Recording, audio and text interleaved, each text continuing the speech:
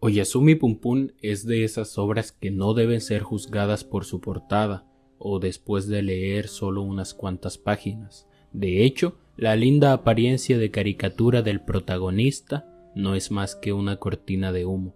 Inio Asano confirma esto y se expresa de la siguiente manera.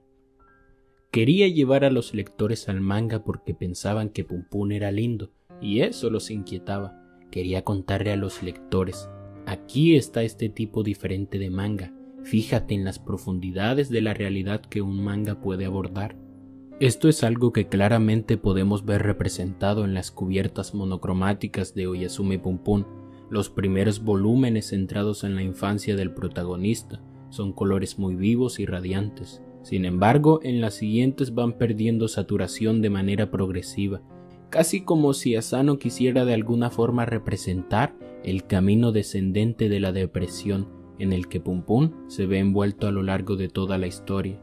Este manga podría considerarse algo experimental, sin embargo, mantiene una muy fuerte identidad existencialista, que ya hemos visto en trabajos anteriores de Asano, debido a sus tantas alegorías y profundidades que superficialmente lo hacen ver complejo. Hacer un análisis sobre esta obra no es precisamente una tarea sencilla, y tal vez no por sus profundas connotaciones, las cuales uno creería que son indescifrables o inaccesibles, sino más bien por el sentido o concepto que mejor sabe expresar, abordar y expandir: la intimidad. Pum Pum es en ocasiones descrito como una carta autobiográfica de Asano, con la que pretende sanar sus heridas del pasado, una confesión del autor. En ella, él recorre cada aspecto de su ser, en cada preciso momento o periodo de su vida, inundando las páginas del manga con todas sus dudas y todas sus perplejidades sobre la sociedad, su relación con la figura de Dios y, por supuesto, su profesión como mangaka. Asano no estaba del todo satisfecho con sus trabajos anteriores, ya que se cohibió de derramar todo su ser íntimo y desnudar su oscura y quebrada condición para poder así alcanzar a todo público. A raíz de esto y luego de terminar la serialización de Solanin, el autor expresó: he terminado con las historias que hacen sentir bien.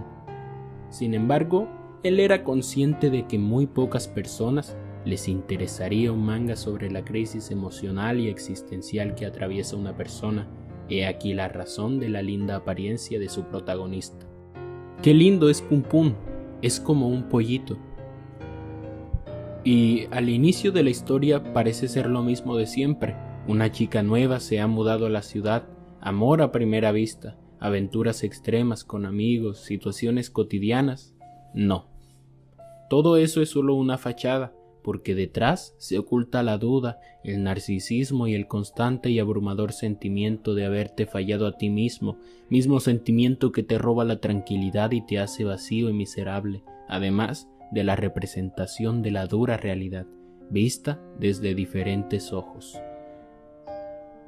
Con lo presentado, podríamos decir que Pum Pum es como la representación del ego en el manga. Él es alguien que sobrevive en un mundo cruel, alguien que sufre experiencias un tanto turbulentas y que constantemente se ve obligado a relacionarse con el mundo exterior, al cual no logra integrarse debido a las contradicciones sociales. Podríamos contemplar a Pum Pum como alguien pasivo, que sufre pasivamente todo lo que el destino le arroja, y en gran parte todo esto es porque él no es capaz de ver y por ende entender que la vida tiene diferentes matices. La vida no es blanco y negro. Pum Pum no es capaz de notar el gris. Es alguien que cada palabra, cada hecho, cada decisión que toma se convierte en una sentencia para él, una sentencia de muerte. Pum Pum vive preso de su pasado. Lo que oprime a Pum Pum no es el hecho de que haya traicionado la promesa que le hizo a Aiko cuando estaban en primaria: te protegeré para siempre. Pum Pum se odia a sí mismo no porque le haya fallado a Aiko, sino porque no ha respetado sus propias palabras. Durante la secundaria, cuando Pum Pum, a pesar de haber ganado la apuesta con Yaguchi en el torneo de bádminton, y a pesar de saber que Aiko lo había perdonado, ¿por qué entonces no decidió volver con ella? Bueno, no le importaba lo que Aiko pensara de él, Pum Pum solo está interesado en lo que piensa Pum Pum de sí mismo, y no se puede perdonar por haber traicionado sus palabras años antes. Está en constante lucha con su yo del pasado, una condición muy existencial que transforma la vida de Pum Pum en un ciclo de autodestrucción, tan destructivo que hasta llega a pensar en el suicidio como la cura definitiva a todos sus males. Sin embargo, es el encuentro con Sachi lo que lo llevará a replantearse su existencia. Aunque no lograron construir una relación amorosa sólida, ella le da una nueva razón para existir, y eso es escribir la historia de su manga. Esto hace sentir a Pum Pum como parte de algo importante y que haría sentir feliz a alguien, pero sobre todo lo haría sentir a él como alguien aparentemente útil. No es sorprendente que sea uno de los momentos más felices de su vida. Sin embargo, y lamentablemente, la felicidad es efímera, y nuevamente el fantasma de su pasado regresa para atormentarlo. Debido a esto, Pum Pum trata de escapar de su condición, robando la identidad de su vecino, Takashi. Sin embargo, esto es completamente inútil, ya que cuando Pum Pum se vuelve a encontrar con Aiko casi al final, Pum Pum reacciona como si hubiera visto un fantasma. Sí, el fantasma de su pasado, dándole un duro golpe de realidad y dejándolo únicamente con la opción de afrontarlo. Al leer Oyasumi Pum Pum constantemente llega la pregunta de ¿por qué adquirió esa forma? Si bien sabemos que a los lectores les llama la atención ese pollito, siempre a mí personalmente mientras lo leía no dejaba de pensar y de incluso notar que muy seguramente cada aspecto que iba adquiriendo Pum Pum a lo largo de su vida, en cada ocasión o situación, ya sea triste o feliz, que experimentó a lo largo de la historia, tenía un significado o representaba algo muy íntimo, algo muy importante. Dado esto, creo que a medida que Pum Pum va creciendo, el autor comienza a dar importancia a varios ciertos detalles durante la adolescencia, que parecen ser fundamentales, como el peinado o los primeros bigotes que crecen, bien peinado para mostrar a todos que se ha convertido en un adulto. Al crecer, Pum Pum comienza a darle importancia a la ropa que usa, su apariencia, a distinguirse de los demás. Hay una forma, entre comillas, de Pum Pum que siempre despertó mi interés: la pirámide. Esta se produce a una edad más madura, alrededor de los 18 años. Tras la muerte de su madre, la negativa a irse a vivir con su padre, al que ya no reconocía, y sobre todo el sentimiento de alienación hacia la sociedad, llevan a Pum Pum una noche a correr desnudo por las calles de Tokio gritando. Al día siguiente el protagonista se despierta en forma de pirámide, una elección emblemática del autor, que sella la promesa de Pum Pum de suicidarse dentro de 2 años, y es innegable no pensar en lo que eran las pirámides para los antiguos egipcios: tumbas. Aiko es sin duda un personaje tan crucial como el mismo Pum Pum. Ella es quien teje el hilo de la trama, porque aunque Aiko aparece significativamente menos que otros personajes, en la parte central del manga, en la que ella está prácticamente ausente, su presencia es siempre perceptible. La causa de la desesperación de Pum Pum es Aiko. Es ella quien le impide vivir su vida libremente, encadenándolo al pasado. La fuente de los sentimientos autodestructivos de Pum Pum es generada por un recuerdo de la infancia, el no poder escapar a Kagoshima, que siempre se mantiene en la conciencia de Pum Pum. Nadie puede cambiar el pasado, y Aiko representa muy bien esto. Entre la niña de la escuela primaria que sostiene la mano de Pum Pum bajo un cielo estrellado evocador en la fábrica de miso, y la niña de 20 años que está a punto de sacar su permiso de conducir, nada ha cambiado. Tiene el mismo corte de pelo, los mismos ojos tristes, tiene la misma situación familiar desesperada. Con tan solo la relación con su madre, es vital para entender el por qué el acto tan extremo que Aiko realizó al final de la obra. De los pocos segmentos del manga dedicados exclusivamente a su personaje, es fácil ver cómo Aiko, debido a su madre, se ve obligada a una vida deprimente. Mitsuko no le permite ser modelo obligándola a trabajar para satisfacer los vicios de su madre y hacer todas las tareas del hogar. En definitiva, le impide tener una vida, continuar su camino de individualización. Ni siquiera mientras duerme Aiko se queda en paz, solo tiene pesadillas, símbolo de la falta de autoestima. En la última pesadilla que tiene, aparece la causa de todas ellas, Mitsuko. Dado esto, la relación entre Aiko y su madre es un reflejo, o si se puede decir, una comparación de la relación entre Pum-Pum y la propia Aiko, solo que con roles invertidos. Aiko es quien destruye la autoestima de Pum-Pum, un sentimiento inmortalizado en la conmovedora frase que este último recita hacia el final del manga. Así que gracias, Aiko, por darme desesperación. Un evento importante en el manga es el asesinato de la madre de Aiko. Este evento da lugar a lo que debería haber sido un escape de amor para Pum-Pum y Aiko, pero en cambio resulta ser un viaje de desesperación. Desde el encuentro en la escuela de manejo, Pum-Pum no puede entender y convencerse a sí mismo de cómo Aiko se ha convertido en una niña tan estúpida o infantil. Esto solo se puede explicar con las palabras de Asano transcritas en los párrafos anteriores. El autor, a través de Pum-Pum, considera a Aiko como una niña tonta, pero a pesar de esta mala consideración por Aiko, ¿cuál es la razón que empuja a Pum-Pum a ayudarla de todos modos?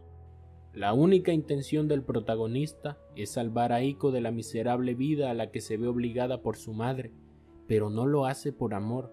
Lo hace exclusivamente por sí mismo, para recuperar el autoestima. Esto es lo que lo impulsa a realizar a toda costa la promesa que le hizo a Aiko en la época de la escuela primaria, para poder remediar el error que lo atormentaba y que ha condicionado toda su existencia. Sin embargo, intentar salvar a Aiko equivale a emprender un camino lleno de angustia, que solo puede conducir a la muerte. Y Pum-Pum comienza a caminar sobre él justo después del asesinato de la madre de Aiko. Después de este desastroso evento, la relación de los dos comienza a empeorar repentinamente. Mientras viajan en automóvil, Aiko le pide a Pum-Pum que se detenga porque necesita orinar. Se detienen cerca de una arboleda y hay una pelea entre los dos. Aiko teme ser asesinada por Pum-Pum. Aiko tiene miedo de que vuelva a suceder lo que pasó con su madre. Ella sabe que mató a su madre para liberarse de las cadenas del pasado y ve en los ojos de Pum-Pum la misma intención. Aiko representa la piedra del pasado que bloquea su camino de evolución personal. Finalmente llegan a Kagoshima. Aiko comprende de inmediato las intenciones de Pum-Pum, de que, después de cumplir su promesa, primero quiere matarla y luego suicidarse. Con las manos de Pum-Pum apretando alrededor de su cuello, Aiko grita a todo pulmón que no quiere morir, mientras que Pum-Pum justifica su elección como la única solución a su destino de soledad. En este punto, Aiko le revela a Pum-Pum que ella fue quien mató a su madre. Durante los primeros segundos a Pum-Pum le cuesta creerlo, pero luego se convence y deja su agarre en el cuello de Aiko.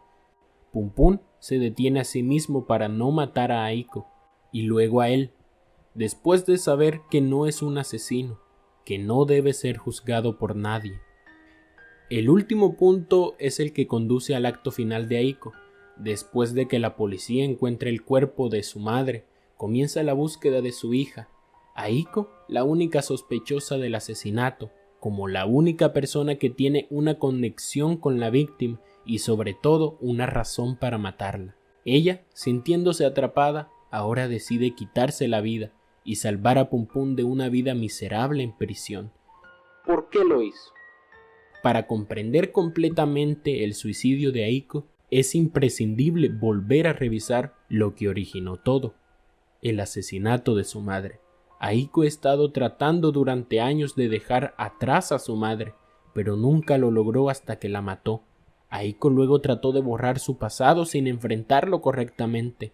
Actuó con impetuosidad y por esta razón, incluso después de matarla, Mitsuko continuó persiguiendo a Aiko hasta su muerte.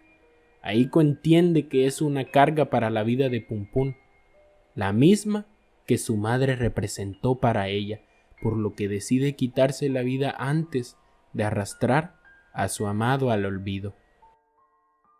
Sachi es para mí uno de los personajes más interesantes de la obra. Podríamos decir que ella representa en cierta medida, de forma metafórica, la relación del autor con su profesión de mangaka, mostrando al lector no solo su pasión por el manga, sino también todas las dificultades con las que se enfrentó durante su carrera, es decir, el negarse a hacer ese tipo de manga convencional que ya hay por montones. Ahora bien, dentro de su concepción como personaje, vemos que se encuentra con Pum Pum varios años después, en medio de una crisis existencial en un bar, y a partir de ese momento comienza una extraña relación romántica. Sachi recuerda muy bien a Pum Pum, nunca olvidó la dedicación con la que escribió a su cuadro La Vía Láctea años antes, esa historia tan infantil pero tan íntima. Sachi luego aprovecha la oportunidad para proponerle a Pum Pum que escriba la historia de su próximo manga, pero Pum Pum rechaza la oferta porque éste sigue encerrado en su tumba piramidal. Sin embargo, Sachi no se rinde e intenta por todos los medios convencer al protagonista de que acepte su oferta. Algún tiempo después, mientras caminan juntos en el metro, Sachi, cansada de la negatividad de Pum Pum, trata de hacer que vuelva en sí, enfrentándolo abiertamente. Ella inicia la discusión con Pum Pum con estas palabras: es como si estuviera criticando a mi viejo yo. La misma condición que tenía unos años antes. Sachi se sometió a una cirugía plástica en tan temprana edad, pues durante su niñez y adolescencia fue objetivo de burlas por su apariencia física, tanto por sus compañeros de escuela como por su familia. Por esta razón no podía sentirse aceptada por la sociedad. Adoptó su persona al juicio de los demás, creando una máscara para sobrevivir en el mundo. Mi cara, mi cuerpo, elijo cada aspecto de mí con mi propia voluntad. No necesito un pasado. Sachi no comprende que se vio obligada a hacerlo, no por alguien, sino por ella misma. Hasta que no acepte su pasado, no podrá entenderse realmente a sí misma. Su pasado todavía la persigue. Todo lo que haces es lamer tus propias heridas. Normalmente nadie debería pensar en ayudar a alguien como tú. Esto es lo que saca a Pum Pum de su pirámide, la tumba construida por su propia mente. Esta frase no solo sirve para hacer conmovedora la escena en la que se dice: debes manifestar tus pensamientos más íntimos, no por lo oscuro o lo angustioso que sea. Es la única forma de salvarse de la muerte, de su pirámide. Inicialmente, Sachi intenta no estar interesada en el destino de Pum Pum, centrándose en escribir más bien su manga. Sin embargo, cuando lo completa, Sachi está insatisfecha, siente que le falta algo, está incompleta. La pieza que le falta es su pasado. Ella no fue sincera al escribir su manga, eliminó deliberadamente la parte oscura de su alma. Sachi, presa de la culpa, decide encontrar una manera que le permita conocer a Pum Pum a fondo y luego comprender lo que atormenta su existencia. Sachi se embarca en una peregrinación que lo lleva a conocer a personas que conocen bien el pasado del protagonista, su familia. El primer paso es Midori y Yuichi Onodera. Este último le explica a Sachi cómo el único deseo de Pum Pum es querer volver a expresar sus pensamientos y sentimientos como cuando era un niño. Yuichi agrega que Sachi, para poder cumplir este deseo por Pum Pum y por lo tanto ser un buen compañero de vida para él, necesita conocer mejor al verdadero Pum Pum. Después de visitar a Yuichi, Sachi regresa a casa y vuelve a trabajar en su manga, pero frente a la mesa de dibujo comprende el significado de las palabras del tío de Pum Pum y se siente asaltada por la urgente necesidad de salvar a su amado. Para hacer esto, debe cambiar la forma en la que se relaciona con él. Esta vez debe dejar atrás su pasado. Su voluntad está consagrada por el corte de su cabello, un gesto que en la tradición japonesa representa un firme cambio con respecto al pasado.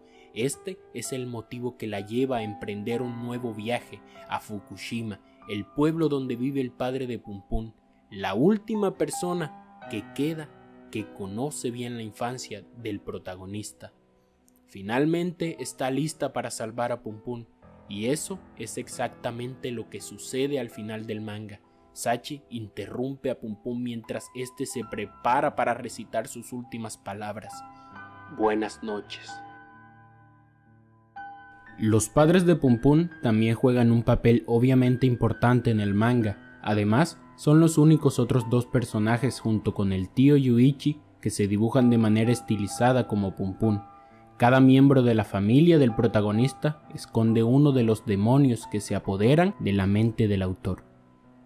La madre de Pum Pum a menudo se describe en el manga como una mujer egoísta, incapaz de sostener y mantener ningún tipo de relación social, increíblemente inquieta, como si siempre estuviera desesperada por algo en su vida: el amor. A temprana edad muestra ese lado de su carácter. Ella se escapa de la casa de sus padres, deja la universidad, se enamora del padre de Pum Pum creyendo que era la persona adecuada. Sin embargo, durante esa única pelea, la persona en la que colocó su ideal de amor la golpea, una grieta incurable que lleva a la madre de Pum Pum a divorciarse y a comenzar de nuevo su búsqueda. Todo lo que quiere es ser amada y apreciada. El episodio en el hospital con Harumin es un testimonio de esto. La relación entre Pum Pum y su madre está magistralmente interpretada por el autor. El protagonista no puede entender a su madre, incluso cuando ella muere repentinamente. El papá Punyama, el cual cree firmemente en el valor de la familia, sabemos por varios recuerdos cómo sacrificó su carrera laboral para satisfacer todos los deseos de su esposa, como era un buen padre, tanto que era el favorito de Pum Pum, de cómo al final de su matrimonio lo hizo volverse loco, lo que lo llevó a vivir en arrepentimiento el resto de sus días. Cuando su ex esposa desaparece, intenta acercarse a Pum Pum, pero ya no es la misma persona. Permanecer tanto tiempo alejado de su familia lo convirtió en un fantasma. Está ausente, prisionero de su delirio. Por su parte, Yuichi Onodera es para mí uno de los personajes mejor escritos por Asano. Es casi imposible no comprender el simbolismo que personifica. El autor describe al tío Yuichi como una persona con sólidos valores morales. Está totalmente desilusionado, tanto que a menudo pierde los estribos cuando se habla de religión. Sin embargo, siempre es víctima del mismo vicio, la lujuria. Todo comenzó cuando traicionó a su primera novia. Haber sucumbido a los placeres de la carne rompe en mil pedazos su supuesta e indestructible ética. Por eso, considerándose indigno, Yuichi decide nunca tener vínculos sentimentales y vivir en la expiación de sus pecados, como también afirma, hasta el día en que conoce a Midori. Se enamora de esta linda chica y le promete su eterna lealtad. Sin embargo, Yuichi también quema su segunda oportunidad, traiciona a Midori y sin poder siquiera mirarse en el espejo, huye. Perdonado por enésima vez, regresa con Midori. Los dos deciden formar una familia. El niño se llamará Sohara, el último salvavidas de Yuichi. Ahora, resignado a su debilidad, solo le queda la esperanza de no volver a caer en su error habitual. El personaje de Yuichi, por lo tanto, representa la debilidad de la carne, el instinto sexual que lleva a una persona a traicionar no solo a su amado, sino a traicionarse a sí mismo. Dada la complejidad de Oyasumi Pum Pum, ciertamente no podría faltar el tema de la religión, la relación con lo divino en el manga. La fe no se considera desde el lado divino o trascendente común a todas las religiones, sino más bien como la necesidad del ser humano de creer en algo o en alguien, una necesidad vital para los que tienen una naturaleza débil, para los que están pasando por un momento difícil, para los sociópatas o locos. La ausencia de personajes realmente dedicados a una religión canónica no es fortuita. Asano, a través del personaje de Pegasus, pone a lápiz sobre el papel sus pensamientos sobre el concepto de Dios. Dios existe no como una entidad singular, sino en muchas formas en los corazones de los humanos. Gracias a esta única frase se pueden explicar todas aquellas entidades, más o menos abstractas, que aparecen en el manga, comenzando por la del protagonista. Pum Pum aprende de niño a llamar a Dios cuando éste está triste, gracias a la fórmula mágica que le enseñó su tío Yuichi. La intención del autor es mostrar cómo creer en la existencia de un ser divino es más fácil a una edad temprana, algo que eventualmente se convierte en una costumbre. Pero entonces, ¿qué representa su Dios para Pum Pum? Bueno, se trata de su conciencia. Siempre que el protagonista se siente culpable por haber cometido algo malo, Dios aparece mágicamente. El único propósito de cada una de sus apariciones es desmoralizar a Pum Pum, hacerlo sentir el ser más despreciable de este planeta. Solo en el final, el protagonista logra librarse de su Dios. Los sentimientos de culpa de Pum Pum están relacionados en su mayoría con Aiko, y cuando esta última se quita la vida, con ella desaparecen todos los sentimientos de culpa de Pum Pum y en consecuencia también toda la influencia que Dios tiene sobre él. Esto es lo que lleva a Pum Pum a matar a su divinidad, o más bien a su conciencia, en la magnífica escena en la que apuñala uno de sus ojos. Pum Pum logró hacerlo porque pensó que ya no tenía una razón de ser, o eso creería él. Para reforzar el significado del Dios muy personal de Pum Pum, el autor decide hacer colapsar incluso un baluarte de la racionalidad, como lo es el tío Yuichi. De hecho, son innumerables las veces que declara que no cree en ninguna religión, o cómo trata mal a las personas que creen en un dios, como Mitsuko, la madre de Aiko. Sin embargo, incluso Yuichi, cuando decide quitarse la vida sentado en los rieles del tren, se da cuenta de que su Dios era su propio sentimiento de culpa y se le aparece de una forma muy similar a la de su sobrino. Incluso Yuichi, habiendo alcanzado el punto más bajo de su existencia, vive temiendo y disfrutando del sentimiento de culpa que experimenta. Su conciencia se ha elevado a la divinidad. En el manga no hay ningún personaje dedicado al budismo, al sintoísmo o, por qué no, al cristianismo, comenzando con la madre de Aiko, Mitsuko. Cada seguidor del culto mencionado se muestra como un tonto. Basta pensar que Pegasus, incluso su orquesta, es después de todo una especie de culto. En pocas palabras, para Asano la religión es pura locura.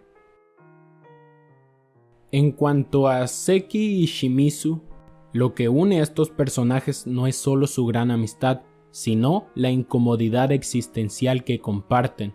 Por mucho que parezcan opuestos entre sí, Seki y Shimizu son en realidad mucho más similares de lo que parecen. Atormentados por su pasado, ambos se vuelven introvertidos. Sin embargo, desarrollan un mecanismo de autodefensa completamente diferente. Por un lado, Seki, debido a su padre, se encuentra en una familia rota y con problemas económicos. Esta situación lo lleva a crecer y a madurar rápidamente. Debido a esto, Seki pone un muro de desilusión y desconfianza entre él y la realidad. Se vuelve apático. Seki necesita creer en algo, en alguien para poder revertir el proceso. Profundizando en su alma, finalmente entiende que necesita a Shimizu y no al revés. Incluso la persona más realista del mundo necesita una divinidad personal. Shimizu, a diferencia de su amigo, tiene una familia amorosa. Sin embargo, la temprana desaparición de su madre debido a un accidente automovilístico ennegrece indeleblemente su alma. Asustado por la tristeza del mundo, Shimizu se refugia en una dimensión paralela, donde su madre aún está viva y lo saluda cada mañana antes de ir a la escuela. También tiene una deidad con la que habla constantemente, el dios de Kaka, una figura imaginaria que lo anima y lo convence de que puede hacer lo que quiera. Cuando Seki deja de creer en él, Shimizu se une a la orquesta de Pegasus, únicamente porque cree en él como una divinidad. Si no tiene seguidores, está destinada a desaparecer. Exactamente lo que sucede en el final. Shimizu se pierde en su dimensión, desprendiéndose por completo de la realidad.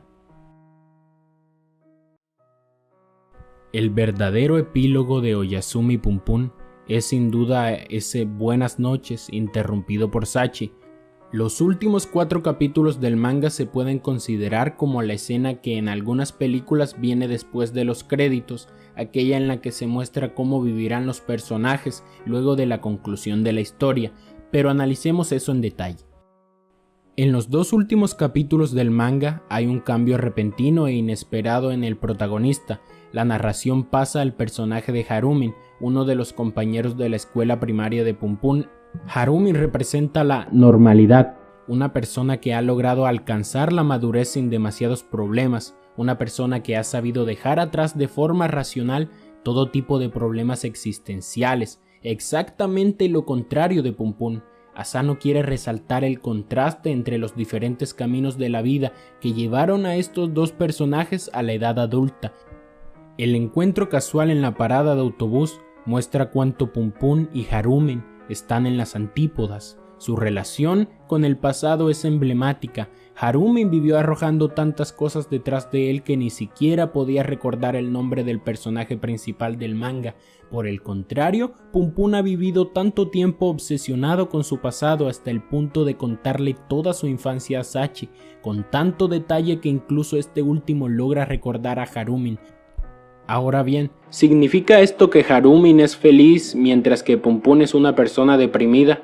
La respuesta es no. Harumin es descrito como uno de esos adultos que continúan sobreviviendo recitando el mantra lo que sea. Digo esto porque Harumin tiene una vida normal. Yo diría que demasiado normal. Tiene problemas con el trabajo, tiene una chica que no le entiende y a veces siente el deseo de matar a alguien. Todos los problemas los resuelve diciendo, oh, está bien, es algo que no se puede evitar. Asano probablemente todavía considera a estas personas infelices, pero al mismo tiempo admira cómo se las arreglan para evitar los problemas existencialistas, recitando un simple mantra. En las últimas páginas, Harumin está hablando con un nuevo estudiante, que acaba de mudarse a su escuela. Siendo un profesor aprensivo, intenta animarla antes de presentarla a la clase. Un niño se enamora incluso de ella, exactamente como la escena presente en el primer capítulo del manga, cuando Aiko se presentó en la clase de Pum Pum, una especie de eterno retorno. Con esta escena, Asano quiere mostrar cómo hay y habrá tantos otros Pum Pum en el mundo.